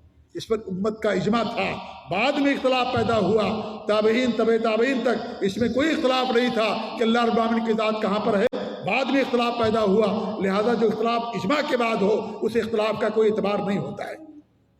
لیکن آج بہت سارے مسلمانوں کا عقیدہ نہیں ہے، لہذا ہم اپنے عقیدے کی اصلاح کریں۔ یہ دعویٰ سینٹر جو سعودی عرب نے قائم کیا ہے، کس لیے قائم کیا ہے؟ اسی لیے کہ عقیدے کی اصلاح ہو۔ یہاں سب سے زیادہ توحید کی دعوت دی جاتی ہے، عقیدے کی دعوت دی جاتی ہے، توحید کی طرف لوگوں کو بلایا جاتا ہے، نبی کی سنت کی طرف لوگوں کو بلایا جاتا ہے۔ لوگ ہمیشہ کہتے ہیں کہ بھئی آپ لوگ ہمیشہ توحید کی بات کرتے ہو، ہمیشہ توحید کا ذکر کرتے ہو۔ میرے بھائی ہم کیا کریں، ہم مجبور ہیں۔ یہ قرآن کہتا ہے، نبی کی حدیثیں کہتی ہے، 950 سال تک حضرت نوح علیہ السلام نے توحید کی دعوت دیا۔ ابھی سعودی عرب کا وجود 300 سال ہوا، کب سے دعویٰ سینٹر قائم ہے؟ 20-25 سال سے آپ لوگ آ رہے ہوں گے، 10-15 سالوں سے آ رہے ہوں گے، 950 سال تک نوح علیہ السلام نے اپنی قوم کو توحید کی دعوت دیا، 950 سال تک۔ ہر نبی نے جتنی بھی ان کو عمر ملی نبوت کے بعد، پوری نبوت کی عمر توحید کی دعوت میں انہوں نے استعمال کیا، توحید کی دعوت دیتے رہے، دیگر مسائل بھی بیان کرتے رہے، لیکن سب زیادہ جس چیز کو اہمیت دل ملی انبیاء کے دین میں توحید کو ملی، تو توحید کی دعوت دی جائے گی۔ یہ توحید ہے میرے بھائیوں، آپ کو یہاں پر سب سے زیادہ اسی بات کا درس دیا جاتا ہے۔ کیوں؟ اس لیے کہ بنیاد ہے، اس کے بغیر نماز کا کوئی مسئلہ فائدہ نہیں ہوگا۔ یہ وہ مسئلہ نہیں کہ رفع دین کرو گے تو نماز ہوگی کہ نہیں ہوگی، یا آمین زور سے کہو گے کہ تو نماز کیا ہوگی کہ نہیں ہوگی۔ رفع دین کرنا چاہیے، نبی کی متواتر سنت ہے 4 مقامات پر، شروع میں رکوع میں جاتے ہوئے، رکوع کے بعد سر اٹھاتے ہوئے، اور تیسری رکعت کے لیے رفع دین کرنا چاہیے، سینے پر ہاتھ باندھنا چاہیے، زور سے آمین کہنا چاہیے، نبی کی سنت ہے یہ۔ لیکن میرے بھائیوں، اس کے اگر آپ یہ کرتے رہے ہیں لیکن آپ کا ایمان اگر صحیح نہیں، آپ کے پاس توحید نہیں، آپ شرک کرنے والے، اس کا کوئی فائدہ نہیں ہوگا۔ اسے آپ کی نماز، روزہ، زکوٰۃ کی قبولیت کا دارومدار توحید پر ہے، پہلے اس کو سمجھیے آپ۔ اگر آپ آمین نہیں کہتے ہو لیکن آپ کا ایمان صحیح ہے، توحید صحیح ہے، شرک نہیں کرتے، آپ کسی بھی طرح کا شرک نہیں کرتے، آپ جنت کے دن انشاءاللہ ضرور جائیں گے۔ لیکن اگر آپ مان لیجئے روزہ ہی رکھتے ہیں، آپ قیام اللیل پڑھتے ہو، اور اس طریقے سے پیر جمعرات کا روزہ رکھتے ہو، اور بھی روزے رکھتے، اور بھی خیر کے کام کرتے، لیکن آپ کے پاس توحید ہی نہیں ہے، آپ شرک کرتے، اس کا کوئی فائدہ نہیں ہوگا، اس کا کوئی فائدہ نہیں ہوگا میرے بھائیوں۔ اس لیے یہاں پر سب سے زیادہ جس چیز کی دعوت دی جاتی ہے، سعودی عرب کے مراکز کے اندر، دعوتی سینٹروں کے اندر سب سے زیادہ توحید کی دعوت دی جاتی ہے، کیونکہ یہ اساس ہے، نبی کی سنت بھی اساس اور بنیاد ہے، دونوں کی دعوت یہاں پر دی جاتی ہے، کیونکہ توحید کے بغیر آپ کا کوئی عمل اللہ رب العالمین قبول نہیں کرے گا۔ توحید اللہ رب العالمین کا سب سے بڑا حق ہے۔ تو میں بتا یہ رہا تھا کہ حضرت معاذ بن جبل سے ہمارے بھی نے سوال کیا کہ اللہ کا حق کیا ہے بندوں پر، اور بندوں کا اللہ پر حق کیا ہے؟ تو انہوں نے کہا کہ اللہ اور اس کے رسول زیادہ جانتے ہیں۔ تو میں بتا یہ رہا تھا کہ اللہ کے رسول جب تک زندہ تھے یہ کہنا صحیح تھا، آج یہ کہنا ہمارے لیے صحیح نہیں ہے کہ اللہ کے اس کے رسول زیادہ جانتے ہیں۔ آج ہم یہ کہیں گے اللہ زیادہ جانتا ہے، اللہ بہتر جانتا ہے، ہم یہ نہیں کہیں کہ اللہ کے رسول، اللہ اور اس کے رسول زیادہ جانتے ہیں۔ کیوں؟ اس لیے کہ نبی کو جو علم اللہ نے دیا، آپ نے سب کچھ لوگوں کو بتا دیا، آپ نے کچھ بھی نہیں چھپایا۔ حجۃ الوداع کے موقع پر آپ نے تمام لوگوں سے سوال کیا تھا، سب نے کہا تھا کہ نبی صلی اللہ علیہ وسلم، اللہ نے جو آپ کو ذمہ داری دی تھی وہ ساری ذمہ داری آپ نے لوگوں تک پہنچا دیا، آپ نے کوئی کمی نہیں کی۔ اللہ کے رسول صلی اللہ علیہ وسلم نے آسمان کی طرف انگلی اٹھائی، کیونکہ اللہ تعالیٰ کی ذات عرش پر ہے، اور کہا کہ اللہ تعالیٰ تو گواہ رہا، یہ تیرے سارے بندے اس بات پر گواہ ہیں کہ ہم نے تیرے دین کو بغیر کسی کمی اور زیادتی کے ساری انسانیت تک پہنچا دیا۔ تو اب آج یہ کہنا ہمارے لیے جائز نہیں کہ اللہ اور اس کے رسول زیادہ بہتر جانتے ہیں۔ ہمارے نبی کو جو اللہ نے علم دیا، آپ نے سب کچھ بتا دیا، صحابہ نے لوگوں کے سامنے بیان کر دیا، آپ کی کوئی بات انہوں نے نہیں چھپائی۔ تو پھر ہمارے نبی نے جواب دیا، کیا جواب دیا؟ کہ اللہ تعالیٰ کا سب سے بڑا حق یہ ہے بندوں کے اوپر کہ صرف اللہ تعالیٰ کی بات کریں، اللہ تعالیٰ کے ساتھ کچھ بھی شرک نہ کریں، اللہ تعالیٰ کے ساتھ کچھ بھی شرک نہ کریں۔ اور پھر بندوں کا حق اللہ پر یہ ہوگا جو اللہ تعالیٰ کی صرف عبادت کریں گے، اللہ تعالیٰ کے ساتھ کچھ بھی شرک نہیں کریں گے۔ کیا ہوگا کہ اللہ یعذب من لا یشرک بہ شیئا، کہ اللہ رب العالمین اس بندے کو عذاب نہ دے، ہمیشہ والا عذاب نہ دے جو اللہ رب العالمین کے ساتھ کچھ بھی شرک نہ کرے۔ جو اللہ تعالیٰ کے ساتھ شرک نہیں کرے گا یہ ایک دن ضرور جنت کے اندر جائے گا۔ یہ بھی توحید کی اہمیت اور اس کی فضیلت ہے، کتنا بھی اس نے گناہ کیوں نہ کیا ہو، ایک دن وہ ضرور جنت کے اندر جائے گا جو توحید خالص پر ہوگا، جس نے اللہ تعالیٰ کے ساتھ کچھ بھی شرک نہیں کیا ہوگا۔ اللہ اس کو اگر جہنم میں داخل بھی کرے گا تو ہمیشہ جہنم کے اندر نہیں رہے گا۔ اگر اپنے دیگر گناہوں کی بنا پر، چوری، بے ایمانی، جھوٹ یا اور دیگر گناہوں کی بنا پر اگر وہ جہنم کے اندر جائے گا بھی، یا بندوں کے حقوق نہ ادا کرنے کی وجہ سے بھی اگر وہ جہنم کے اندر جائے گا، تو ایک دن ضرور وہ جنت کے اندر آئے گا اگر اس نے اللہ رب العالمین کے ساتھ شرک نہیں کیا ہے۔ تو اس حدیث کا مطلب یہ ہے کہ جو اللہ رب العالمین کے ساتھ کچھ بھی شرک نہ کرے، اللہ تعالیٰ اسے ہمیشہ عذاب نہیں دے گا۔ اگر وہ جائے گا بھی جہنم کے اندر تو جہنم سے نکالا جائے گا، جیسا کہ نبی صلی اللہ علیہ وسلم کی حدیثیں ہیں، بہت ساری آپ کی حدیثیں اس کے تعلق سے آتی ہیں، لیکن شرط یہ کہ اس نے اللہ رب العالمین کے ساتھ شرک نہ کیا۔ اگر شرک کیا ہوگا ہمیشہ ہمیشہ جہنم کے اندر رہے گا، کبھی بھی ایسا بندہ، ایسا شخص جنت کے اندر داخل نہیں ہو سکتا۔ اللہ کے رسول کی میں نے ایک حدیث قدسی میں نے آپ کے سامنے خطبہ مسنونہ کے بعد ایک حدیث پڑھی تھی، اس حدیث کے اندر اللہ فرماتا ہے حدیث قدسی کے اندر کہ اے ابن آدم، اے انسان، اگر تم زمین بھر گناہ لے کر کے آؤ گے، لیکن جب تمہاری ملاقات مجھ سے ہوگی اور تم نے اللہ تعالیٰ کے ساتھ شرک نہیں کیا ہوگا، لَأَتَيْتُكَ بِقُرَابِهَا مَغْفِرَةً، تو اسی برابر میں مغفرت لے کر کے تمہارے پاس آؤں گا۔ زمین بھر گناہ کیا انسان نے، لیکن ایک گناہ سے بچا رہا، اللہ تعالیٰ کے ساتھ اس نے شرک نہیں کیا، جو سب سے بڑا گناہ ہے۔ اگر اس نے شرک نہیں کیا تو اللہ رب العالمین اس کے گناہوں کو معاف کر دے گا، معاف کر دے گا اللہ رب العالمین۔ لیکن اگر شرک کرنے والا ہوگا تو اللہ تعالیٰ اس کے گناہوں کو معاف نہیں کرے گا، وہ ہمیشہ میں جہنم کے اندر رہے گا۔ یہ اللہ رب العالمین کا وعدہ ہے اور اللہ تعالیٰ وعدہ پورا کرتا ہے۔ اللہ نے صاف فرما دیا کہ اللہ تعالیٰ ہر گناہ معاف کر دے گا۔ ان اللہ لا یغفر یشرک بہ ویغفر ما دون ذلک لمن یشاء، اللہ تعالیٰ شرک کے علاوہ ہر گناہ معاف کر دے گا، لیکن شرک کو کبھی بھی معاف نہیں کرے گا۔ شرک کے علاوہ جو بھی گناہ ہے شرک سے کمتر ہیں، اللہ ان کو معاف کر۔ سب سے بڑا گناہ یہی ہے اللہ کی نظر میں، نبی کی نظر میں، صحابہ کی نظر میں، دین میں، انبیاء کے دین میں شرک سے بڑا کوئی گناہ نہیں تھا، اور توحید سے بڑی کوئی فضیلت، اور توحید سے بڑا کوئی عمل، اور توحید سے بڑی کوئی عبادت نہیں تھی۔ تو یہ توحید اللہ رب العالمین کا سب سے بڑا حق ہے۔ قیامت کے دن اللہ کے رسول کی سفارش پانے کے لیے بھی توحید شرط ہے۔ اگر انسان شرک کرنے والا ہوگا، نبی صلی اللہ علیہ وسلم ایسے بندے کے لیے سفارش نہیں کریں گے۔ آج جو لوگ دعوے کرتے ہیں عشق کا، نبی سے عشق کا، نبی سے محبت کا، لیکن نبی کے اور اللہ تعالیٰ کے ساتھ شریک کرتے ہیں، اللہ کے رسول صلی اللہ علیہ وسلم قیامت کے دن ایسے لوگوں کے لیے سفارش نہیں کریں گے۔ نبی کی شفاعت پانے کے لیے، نبی کے حوض سے پانی پینے کے لیے سنت ضروری ہے، توحید پر ہونا ضروری ہے۔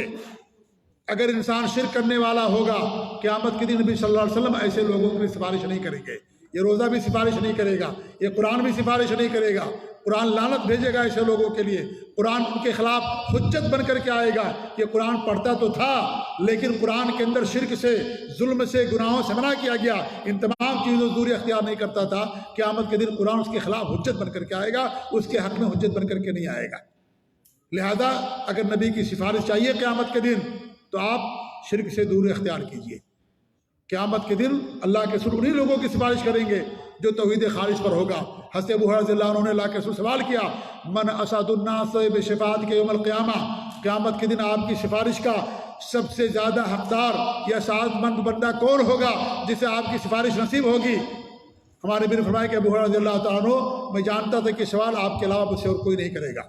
پھر ہمارے نبی نے فرمایا، من قال لا الہ الا خالصا بقلبہ، جس نے خلوص دل کے ساتھ لا الہ الا اللہ کا اقرار کیا، اس کے لیے میری سفارش حلال ہوگی۔ اور خلوص دل کا مطلب یہ ہے کہ کلمے کے تقاضوں کے مطابق اس نے عمل بھی کیا، لا الہ الا اللہ پڑھا، خالص اللہ کی بات کی، کیونکہ اس میں تمام عبادتوں کی نفی کی گئی ہے، تمام عبادتوں کو صرف اللہ کے لیے ثابت کیا گیا ہے۔ لہذا اس نے پڑھا تو، لیکن پڑھ کر کے صرف چھوڑ نہیں دیا، بلکہ جو اس کے تقاضے ہیں اس کے مطابق اس نے عمل کیا۔ لہذا وہی بندہ قیامت کے دن اللہ کے رسول کی سفارش کا حقدار ہوگا۔ آپ چابی ہوتی ہے ہمارے پاس، اب تو چابی کا دور ختم ہو رہا ہے، اب کارڈ آ گئے ہیں۔ کارڈ کے اندر کیا ہوتا ہے؟ بار کوڈ ہوتا ہے۔ بار کوڈ ہوگا تبھی دروازہ کھلے گا، اگر بار کوڈ نہیں ہوگا دروازہ نہیں کھلے گا۔ بار کوڈ کیا ہے؟ آپ کے اعمال، آپ کی توحید ہے۔ یہ ہر چابی کے اندر دانت ہوتے ہیں، اگر دانت نہیں ہوگا دروازہ نہیں کھلے گا۔ اس لیے کلمہ پڑھ لینے سے انسان جنت کے اندر نہیں جائے گا جب تک انسان اس کلمے کے تقاضے کے مطابق عمل نہیں کرے گا۔ پورا قرآن پڑھ لے گا، یاد کر لے گا، جنت کے اندر نہیں جائے گا، تو کلمہ پڑھنے سے کیسے انسان جنت کے اندر چلا جائے گا؟ اگر انسان شرک کرنے والا ہے تو نہیں جائے گا جنت کے اندر۔ لہذا یہ بنیادی شرط ہے یہ کہ اللہ کے رسول کی سفارش پانے کے لیے ہمارے نبی صلی اللہ علیہ وسلم نے، ہمارے نبی کے زمانے میں منافق تھا جو منافقوں کا سردار تھا، ہمارے نبی نے اس کی جنازے کی نماز پڑھی، اس کے لیے دعا بھی کی، اس کے قبر میں اترے، اپنا جبہ بھی دے دیا، اپنا لعاب مبارک بھی اس کو لگا دیا، لیکن کیا جنت کے اندر جائے گا؟ جہنم کے اندر جائے گا، سب سے نچلے طبقے کے اندر رہے گا، کیونکہ منافق تھا وہ، منافقوں کا سردار تھا وہ۔ ہمارے نبی کی حدیث جو مدینے کے اندر جو مر گیا اس کے لیے میری سفارش حلال ہو گئی، چاہے وہ شرک کرنے والا ہوگا، نہیں شرک کرنے والا ہوگا ہمارے نبی اس کے لیے سفارش نہیں کریں گے۔ یہ شرط ہے اس کے لیے کہ شرک سے دوری اختیار کرنے والا ہو، تب اگر وہ مدینے کے اندر اس کی وفات ہوگی تب ہمارے نبی صلی اللہ علیہ وسلم اس کے لیے سفارش کریں گے۔ مدینے کے اندر منافقین بھی مرتے تھے، اور آج بھی مدینے کے اندر بہت سارے روافض اور اس طریقے سے بہت ایسے لوگ جو اللہ تعالیٰ کے ساتھ شرک کرنے والے رہتے ہیں وہاں پر بھی ان کی وفات ہوتی ہے، ان کو بھی بقیع کے اندر دفن کیا جاتا۔ ہمارے نبی صلی اللہ علیہ وسلم قیامت کے دن ایسے آدمی کو سفارش نہیں کریں گے۔ سفارش کرنے کے لیے ضروری ہے کہ انسان توحید پر ہو، اللہ رب العالمین کے ساتھ ذرہ برابر بھی شرک نہ کرنے والا ہو، تبھی ایسے لوگوں کے لیے سفارش کی جائے گی۔ آج ہمارے لوگ اللہ تعالیٰ سے سفارش نہیں مانگتے، نبی سفارش مانگتے ہیں، کہتے ہیں نبی قیامت کے لیے ہماری سفارش کر دینا۔ ایسا کہنا شرک ہے، یہ میرے بھائی یاد رکھو اس بات کو۔ آپ کو اللہ تعالیٰ سے مانگنا ہے، پوری سفارشوں کا مالک اللہ رب العالمین ہے۔ قل اللہ الشفاعۃ جمیعا، اللہ فرماتا آپ کہہ دیجئے تمام صفاتوں کا مالک اللہ تعالیٰ ہے۔ جیسے آپ اگر اللہ کے علاوہ کسی اور سے اولاد مانگتے شرک ہے، ایسی اللہ کے علاوہ کسی سے سفارش مانگنا یہ اللہ تعالیٰ کے ساتھ شرک ہے۔ یہ نہیں جائز ایسا کہنا کہ نبی سفارش کر دینا، اے پیر صاحب کے قیامت کے دن ہماری سفارش کر دینا، میں تمہاری سفارش کا سوال کرتا ہوں، یہ شرک ہے ایسا کہنا۔ جیسے آپ کسی سے یہ کہیں کہ آپ مجھے اولاد دے دیجئے، آپ بارش برسا دیجئے، آپ مجھے شفا دے دیجئے، آپ دنیا کا نظام چلاتے ہیں زندہ کر دیجئے ان کو، یہ کہنا شرک ہے۔ ایسے ہی نبی سے سفارش کا سوال کرنا یہ بھی اللہ رب العالمین کے ساتھ شرک ہے۔ جیسے اللہ تعالیٰ اولاد دینے والا ہے ویسے اللہ تعالیٰ ہی سفارش کا مالک ہے، اللہ کے علاوہ کوئی سفارش کا مالک نہیں۔ اللہ سے مانگیے، یہ کہیے کہ اللہ تعالیٰ تو قیامت کے دن اپنے نبی کی شفاعت نصیب فرما، ایسی دعا کیجیے آپ لوگ۔ یہ نہ دعا کیجیے کہ نبی قیامت کے دن ہماری سفارش کرنا، یہ اللہ تعالیٰ کے ساتھ یہ شرک ہو جائے گا، یہ حرام و ناجائز ہو جائے گا۔ اس لیے ساری باتیں آپ کو بتائی جا رہی ہیں۔ قیامت کے دن سفارش ہمارے نبی کس کے لیے کریں گے؟ جو خالص توحید والا ہوگا۔ ہمارے نبی تو اپنے حوض سے بدعتی کو بھگا دیں گے۔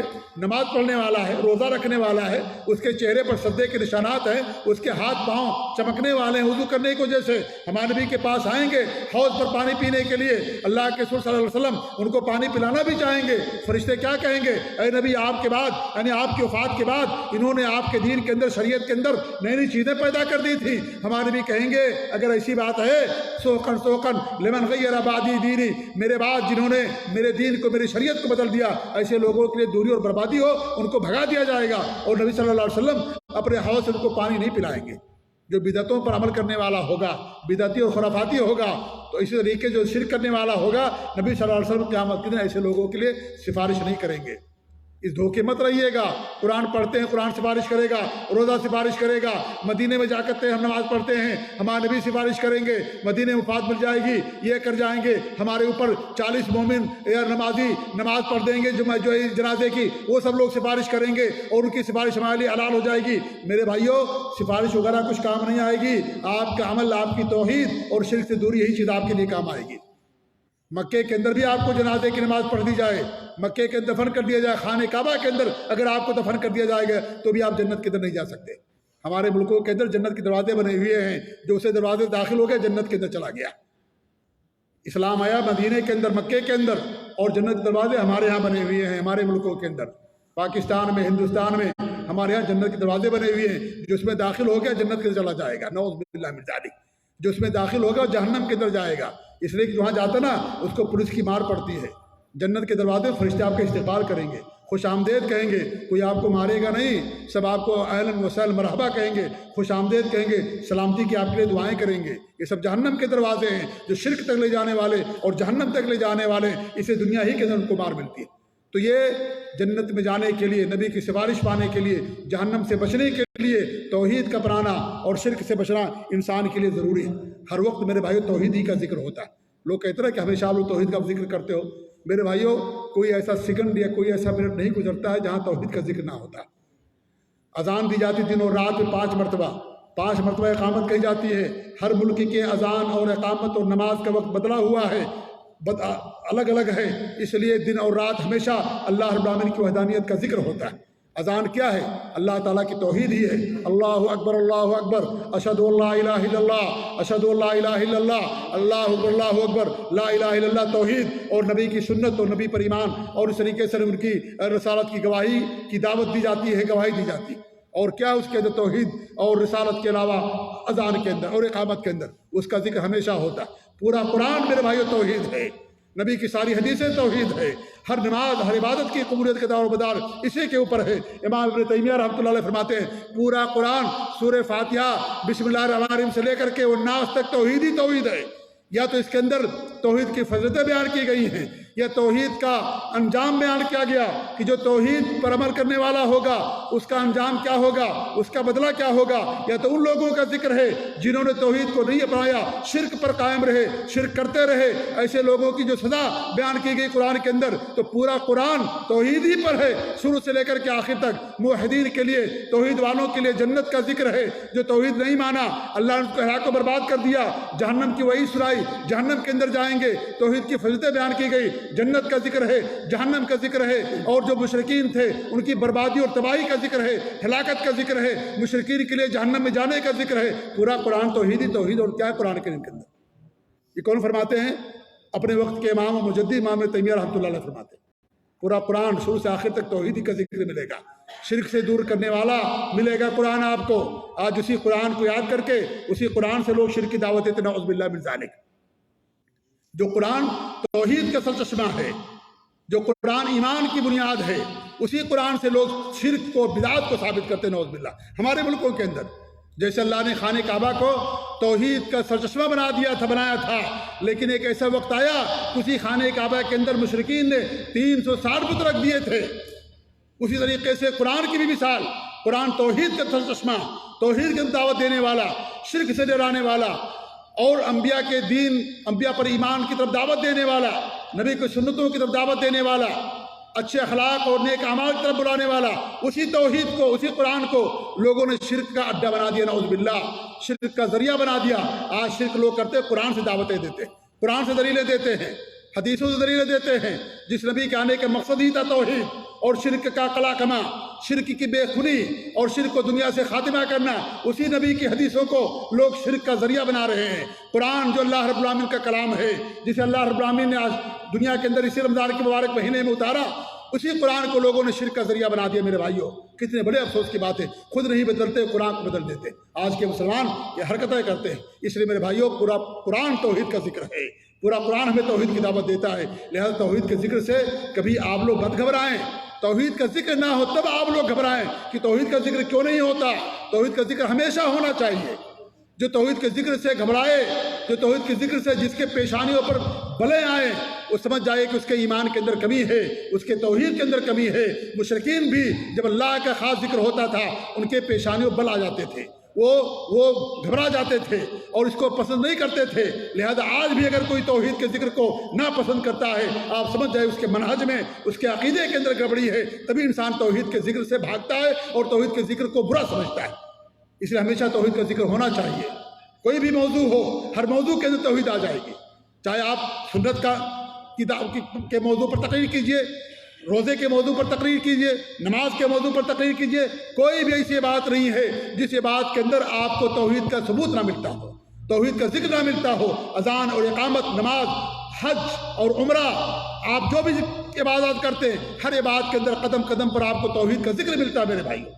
اس لیے توحید بنیاد ہے یہ، اس لیے توحید کو سب سے زیادہ بیان کیا گیا ہے۔ اس لیے توحید کی فضیلت اور اہمیت یہ آپ لوگوں کے سامنے بیان کی جاتی ہے۔ میں سمجھتا ہوں کہ وقت بھی ختم ہو گیا ہے۔ اللہ تعالیٰ سے ہماری دعا ہے کہ اللہ رب العالمین ہمیں توحید خالص پر قائم رکھے، اللہ ہم سب کو شرک سے محفوظ رکھے میرے بھائیوں۔ وہ متقی پرہیزگار وہی ہے جو شرک سے محفوظ ہے۔ جو شرک کرے گا متقی نہیں ہو سکتا، وہ کبھی متقی نہیں ہو سکتا جو شرک کرنے والا ہے۔ ایک واقعہ بیان کر کے میں ختم کر دوں، سعودی عرب کا واقعہ، دو واقعہ، چھوٹا چھوٹا واقعہ۔ آپ دیکھیں جہاں ملک کے اندر رہتے ہیں، یہاں کے لوگوں کی توحید کتنی مضبوط ہے۔ ایک بوڑھیا عورت جاتی ہے مصر، کس لیے؟ علاج کرانے کے لیے۔ جب وہاں مصر پہنچتی ہے تو مصر کے اندر بہت زیادہ درگاہیں ہیں، بہت زیادہ مزار ہیں۔ وہاں پر ایک جماعت اخوان المسلمین، وہ اخوان المسلمین ایک جماعت وہاں مصر کے اندر، سمجھ رہے نا، وہ لوگ کبھی توحید کی دعوت نہیں دیتے، کبھی اس کے خلاف لوگوں کو نہیں بلاتے۔ حکمرانوں کے خلاف لوگوں کو بلائیں گے، حکمرانوں کے خلاف بغاوت کیجئے، حکمرانوں کے خلاف نکلیے، اس کی طرف دعوت دیں گے۔ لیکن جو سب سے بڑا جرم ہے، جو سب سے بڑی غداری ہے، اللہ تعالیٰ کے ساتھ شرک کرنا، اس کی طرف کبھی لوگ نہیں بلائیں گے کہ اس سے اپنے آپ کو بچائیے۔ میرے بھائیو، شرک یہ اللہ تعالیٰ کے ساتھ سب سے بڑی غداری ہے۔ جو ملک کا غدار ہوتا ہے، کیا ملک سے معاف کر دیتا ہے؟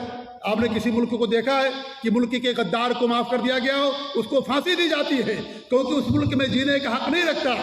ایسی جو اللہ تعالیٰ کے ساتھ غداری کرے، اللہ تعالیٰ کے ساتھ شرک کرے، وہ سب سے بڑی غداری ہے۔ ایسا شرک کرنے والے کے لیے اللہ رب العالمین نے جنت حرام کر دیا ہے، کبھی جنت کے اندر نہیں جا سکتا۔ سب سے بڑی غداری ہے، اس سے بڑا کوئی بڑی غداری نہیں ہو سکتی دنیا کے اندر۔ تو ایک خاتون سعودی عرب سے بوڑھی عورت جاتی ہے علاج کے لیے مصر کے اندر، لوگوں نے کہا کہ حسین کی قبر پر چلی جاؤ اور وہاں مانگ لو تم کو شفا مل جائے گی۔ اس بوڑھی عورت نے کیا کہا معلوم ہے؟ کہا حسین کے نانا ہمارے یہاں ہیں، ہم ان کی قبر پر نہیں جاتے مانگنے کے لیے۔ یہ توحید ہے میرے بھائی۔ بوڑھی عورت، حسین کے نانا کون تھے؟ ہمارے نبی صلی اللہ علیہ وسلم۔ کہا ان کے نانا کی قبر ہے ہمارے ملک کے اندر، ہم ان کی قبر پر مانگنے نہیں جاتے، دینے والا اللہ رب العالمین، ہم نہیں جائیں گے ان کی قبر پر۔ حسین بڑھے کہ ہمارے نبی بڑھے، حسین کو جو فضیلت حاصل ہوئی نبی کے ذریعے سے حاصل ہوئی، نبی ان کا مقام مرتبہ بیان کیا، اللہ ان کو مقام مرتبہ عطا کیا اور نبی کے ذریعے سے ان کو حاصل ہوا۔ کہا کہ ہم نہیں جائیں گے ان کی قبر پر، ان کے نانا ہمارے یہاں نہیں مانگتے، ہم نہیں ان سے جاتے مانگنے کے لیے۔ آج ہمارے یہاں دیکھیے قبروں کی بات کی جاتی ہے، پوجا پاٹ کی جاتی ہے، قبر مسجد زیادہ قبریں آباد ہیں۔ اور دوسرا واقعہ بھی سعودی عرب ہی کا ہے۔ وہ سعودی عرب کا واقعہ کیا ہے؟ یہ سب جاہل لوگ، ان پڑھ لوگوں کا واقعہ بیان کر رہا ہوں۔ اس لیے امام ابن عبد الوہاب رحمۃ اللہ نے بیان کیا، اور بھی علماء نے، کہ جو ایک موحد ہوتا ہے توحید و سنت پر جو عمل کرنے والا ہوتا ہے، اس کا جاہل ہوتا ہے نا، وہ بھی ان کے عالموں سے بڑا علم اس کے پاس ہوتا ہے، وہ بھی ان کے عالموں سے زیادہ توحید اور پر مضبوط ہوتا ہے جو شرک کرنے والے ہوتے ہیں۔ اور حقیقت یہ بات، یہ حقیقت ہے یہ کہ جو جاہل ہے ہمارے، جو اہل سنت والجماعت سلف صالحین کے عقیدے و مذہب پر چلنے والا، اہل سنت والجماعت ہمارے ملک کا نہیں، میں یہاں کے اہل سنت والجماعت کہہ رہا ہوں، جو سلف صالحین کے عقیدے اور منہج پر چلنے والا، جس کو ہم لوگ اہل حدیث کہتے ہیں، جسے ہم لوگ سلفی کہتے ہیں، وہ لوگ جس عقیدے، ان کے عقیدے پر جو ہوگا میرے بھائیوں، وہ اگر جاہل بھی ہوگا تو بھی ان کے عالموں پر بھاری ہوگا، ان کے عالموں سے زیادہ اس کی توحید، اس کا ایمان مضبوط ہوگا۔ یہ بات یاد کر لیجیے، اس بات کو نوٹ کر لیجیے اور اس کا اندازہ کیجیے جا کر کے، یہ حقیقت ہے میرے بھائیوں۔ وہ عورت جو تھی جاہل عورت تھی، بوڑھی عورت، پڑھی لکھی نہیں تھی، لیکن اس نے وہی جواب دیا، کہا کہ ان کے نانا کی قبر ہمارے پاس ہے، ہم ان کی قبر مانگنے کے لیے نہیں جاتے۔ اسی طریقے کے واقعہ اور بھی ہے، ایک آدمی جو شرک کرنے والا قرآن کی تلاوت کر رہا تھا کہ جو اللہ کے نیک بندے ہیں وہ ان کو ترزقون، ان کو روزی دی جاتی ہے۔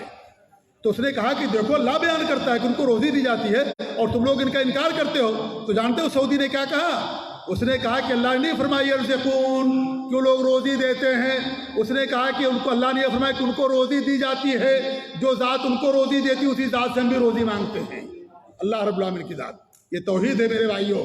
یہ یہاں سعودی عرب کے رہنے والوں کی توحید دیکھیے آپ، یہ اس لیے توحید یہی کامیابی کی ضمانت ہے۔ یہ سب سے بڑا معروف، سب سے بڑی نیکی، سب سے بڑا اللہ کا حق ہے، یہ سب سے بڑی عبادت ہے، سب سے بڑا، اس سے بڑی کوئی عبادت نہیں ہے یہ دنیا کے اندر، اور تمام عبادات کی قبولیت کے دور مدار اسی نیکی کے اوپر ہے۔ لہذا اس کی حفاظت کیجیے، یہ بہت بڑی امانت ہے جو اللہ رب العالمین کے ہمارے سینوں کے اندر ہمارے پاس موجود ہے۔ اگر یہ امانت ختم ہو گئی اور یہ نیکی ختم ہو گئی میرے بھائیو، آپ کو جہنم سے کوئی نہیں بچا سکتا۔